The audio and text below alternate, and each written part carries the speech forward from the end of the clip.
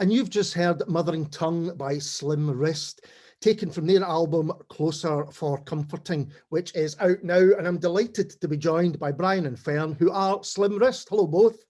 Hi. Hey. So first of all, what can you tell us about Closer for Comforting? Well, it's been a while in the making, so we're really thrilled that it's out at last. It feels like it's been we've been almost there for a really long time, so it's really nice to have it out at last and people being able to hear it. Getting some payoff, like positive comments, and just see people enjoying it. Finding out what people's favourite songs are, it's great. Lots of different choices. Yeah, no, absolutely. So was it supposed to come out earlier and then you've been pushing it back, or is it just for other reasons that it's taken this length of time? I think we had everything finished at one point, and then we basically spent a bit of time trying to just sort of make the most of it. We're the worst for sort of tinkering with the tiny details, but after that it was all like, the admin stuff like that. But we were determined to have it out by the end of summer, effectively, and I think we just managed to grab the end of it. Grab the dying days of summer before it's gone. And because you've been releasing single releases kind of intermittently over a period of while, so I think that's kind of gained a real expectation of the album coming along. Is that how you felt about it? Is that what you wanted to do?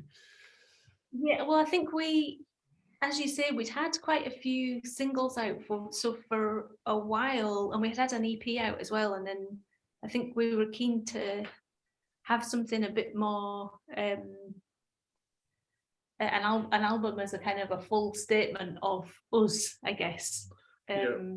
So yeah, and it's, I suppose we've been going quite a while now, so there's probably quite a progression from the earlier stuff to the album, but it definitely feels quite cohesive, I think, overall. We were very careful about what we wanted to put on it. There was a few tracks we released before that we really loved, but we didn't think would necessarily fit with the record. And we've probably scrapped quite a few songs, being like it's not quite there. We've been quite picky, and I think that hopefully that comes through a bit. I think it definitely does. I mean, you talk about it being cohesive. That's a great word for it, because it feels like every track on it belongs, and it works as this whole thing. There's not a case of going, where can I find the space for this track? It kind of, for me anyway, it works as that cohesive whole that you were looking for. Thank you. Thanks. So what is the history of Slim Wrist? How did you come to make music together? Well, we had a few false starts. We can't even remember which way around it is now. One of us was advertising for the other, essentially, on Gumtree. And I can't remember, it was you advertising for a singer, and I responded and you ignored me. And then sometime later I was. And then eventually we managed to get it together and started working together. And I think the earlier stuff, I guess, was a lot more sparse and a lot more kind of, you would write a track and then I would write a vocal over the top, and I guess as well as the sound developing more, we work a lot more closely now, so we'll both develop ideas independently to work on, and then if the other like it, then we'll work on it together. So it's a lot more collaborative, really, isn't it, than what we started out with? Yeah, I think initially it was like the idea of vocal going on top of an almost finished song, but now it's like from like this initial idea, we're working collaboratively. I think, we've both become more learn more about sort of Ableton and producing and stuff, so we can kind of bounce ideas back and forth a lot easier these days. It's good. I think the album benefited from that change in process. Mm-hmm. So I mean, I think you can probably hear that more. I think you can probably hear that more in the album now with the kind of more rounded sound, probably. Yeah, no, that's the thing. I think. Did you want to kind of be happy with the way that you worked together before you embarked on an album? Was it the kind of, do you look now at the earlier songs and think this was us kind of learning to work together? I think a little bit. Yeah. Yeah, I mean, I guess there's maybe not anything specific, but I kind of look back at some of the stuff that we've previously done and kind of like trying to force it to be something, or something that maybe didn't quite work for both of us, whereas now I think everything on the record is like we're both as much into it as the other. Yeah. If that makes sense at all. Yeah, and I think probably with the earlier stuff, listening back to it, I can feel an almost restraint, or a kind of the album, although the album is quite restrained as well, it's a bit more bold, it's a bit more willing to step forward, I think. Yeah, that's interesting. That brings me on to my question of how you think about your music, how you describe it, but you might want to leave other people, to do that. But I'm interested in that because there is, well, let me give you my kind of opinion on it. I was thinking about it, and to me, it's almost like unsettling ambient pop. Would you think that's kind of in the right area? I find it really hard. I find it very hard as well. I mean, Well, I'll tell you why I think that, because there is an ambient element to it. I feel some of my favorite ambient albums, but then I think, but there's something kind of in the songs that scratches away at you, and most ambient music you kind of relax into, but there's something, maybe it's in the lyrics or maybe it's in the music itself, that kind of, as I say, it unsettles a little bit from my point of view, which is a really good thing, by the way. It's a really interesting thing and something very different. Yeah, I think we've always wanted to. Did we have a song early on and we were always a bit worried it was too cheerful? yeah. And I think we've always wanted to. Well, I suppose it's just naturally come out probably in the way we. It naturally comes out being a bit of a darker undertone, but while still the album is kind of definitely bright sounding, but there is a bit of a darkness there, I think. Yeah. Something playing against it.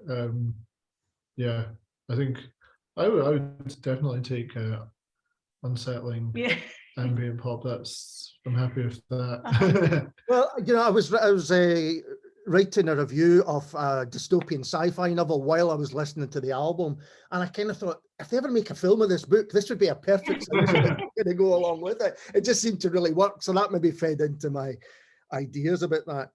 But how's it? I mean, the reaction's been really good, hasn't it? I mean, the reaction's been really positive to the album, I think. Yeah, definitely.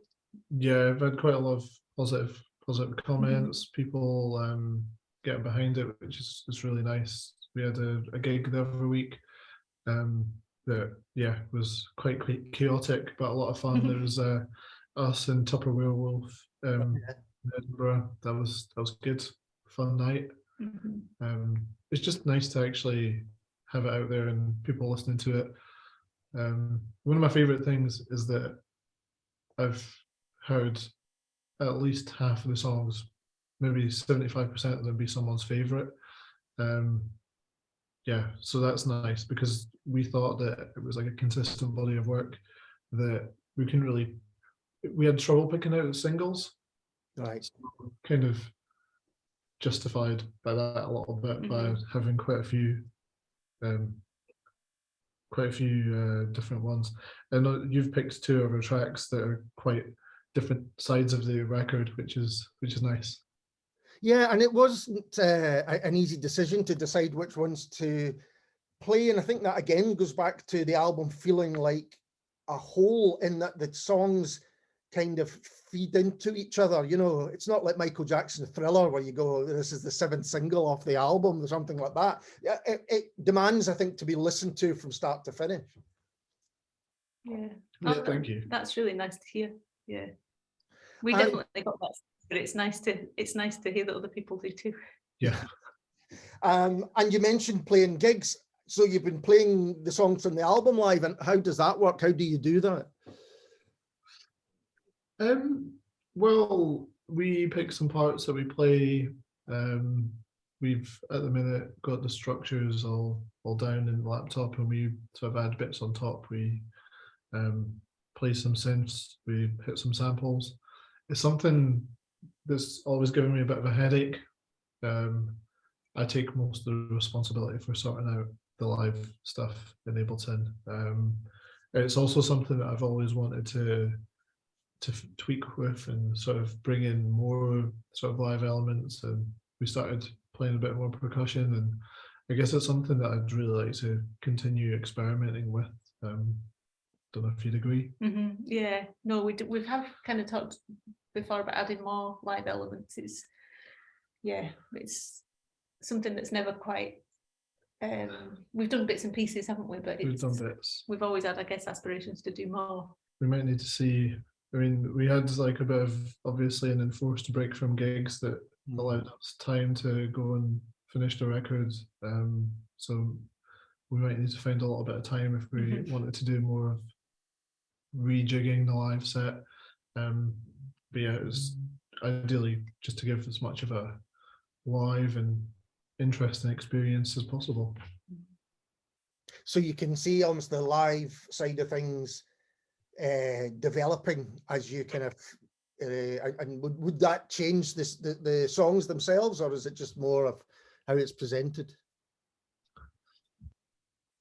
More in terms of how it is for an audience, I guess, to experience. But yeah, it would be nice to do a bit more improvisation, I guess, with stuff. Yeah, exactly. But as we are a bit limited to a certain extent, aren't we? A little bit. I mean, this is a hangover from how intricate we've made everything in terms of the record, instead of just simply being like the same sort of drums all the way through. There's a definite structure to the tracks that it would be difficult to just rejig. I mean, who knows, maybe we'll find a drummer. Well, I think it's interesting. I've spoken to quite a lot of jazz musicians, and this idea of in changing it every night, so it's slightly different every night, is quite a big thing for them. And I could see that with your music as well, because it's got that, as I say, that kind of ambient side of things where, you know, I could imagine you taking it in different directions. That's something I'll be spending the darker nights thinking about. The nights are drawing in. So with that in mind, what is next for you, or is it just about the album at the moment, or can you not think past that? I think we're probably still in album mode, aren't we, really? Yeah. We're still doing bits and pieces around that. So we'll need to have a think about what comes next and shows and things like that. Yeah. Hopefully find a few shows to play in the next couple of months, and yeah, I mean, I'm going to work on new music as well, but we need to try and make sure we make the most of the record. We'll probably think we're going to try and do another video for one of the tracks, which will be fun. That's one of the. It is takes a lot of energy, but it's a lot of fun making videos for our stuff. Yeah, I mean, that's an interesting thing. As I mentioned earlier, I listened to them and I think they are quite filmic. So is that something that you would maybe look to develop? I mean, ideally, yeah. Yeah, it really just depends.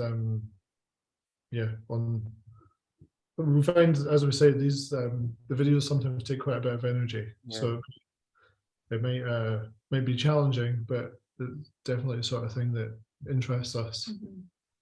So where can people get the album? Because for me, it's something that people should own. So where can they go out and get it? Well, that's a great question.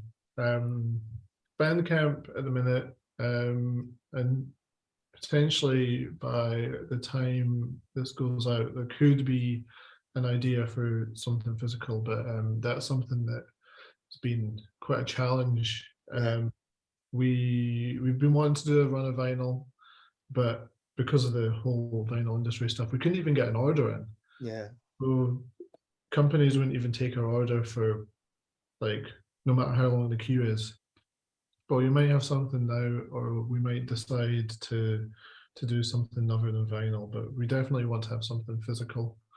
Maybe I have an idea by the next Bandcamp Friday or something. We'll see if we get our finger out. Well, if you do, let me know, and I'll let people know where they can get it and what forms it comes in. Yeah. But listen, thank you so much, both of you, for taking the time to chat to me. I really appreciate it. Oh, thanks for having us. Yeah, thank you, and thanks for all the support. Yeah, I think thank you've you. played like everything we've put out, so I really appreciate it. Well, it's my pleasure. It really is. And this is Slim Wrist and Folds.